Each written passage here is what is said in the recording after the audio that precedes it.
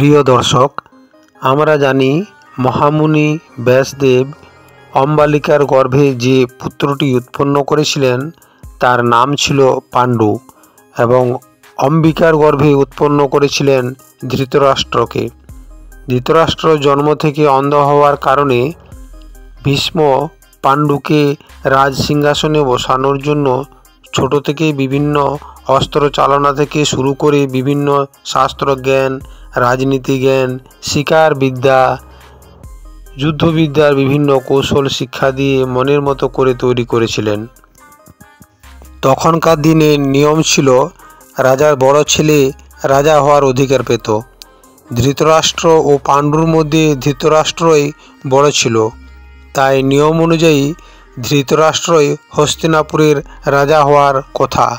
কিন্তু ধৃতরাষ্ট্র জন্ম থেকে অন্ধ হওয়ার কারণে পাণ্ডুকেই রাজ সিংহাসনে বসালেন। রাজা পাণ্ডু সুন্দরভাবে রাজকার্য পরিচালনা করতে লাগলো এবং ধীরে ধীরে হস্তিনাপুরের রাজত্বকে বাড়ানোর চেষ্টা করল।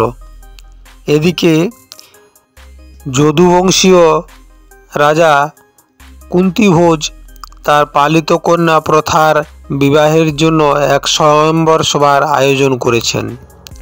কিন্তু তার আগে ছোট্ট একটা আমার অনুরোধ, আপনি যদি আমার এই চ্যানেলে নতুন হয়ে থাকেন তাহলে চ্যানেলটি সাবস্ক্রাইব করে সঙ্গে থাকুন এবং ভিডিওটি সম্পূর্ণ দেখার পর আপনার ভালো লাগলে লাইক করবেন এবং কমেন্ট করে জানাবেন আপনার মনের কথা।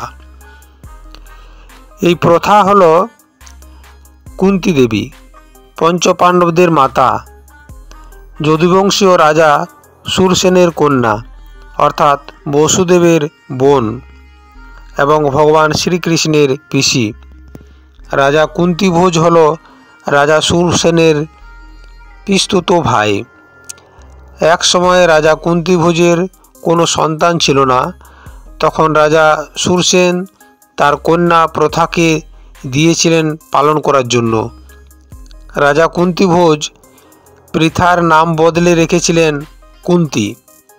হিন্দু ধর্মে যতগুলি সতী নারী আছে তার মধ্যে কুন্তী হল একজন।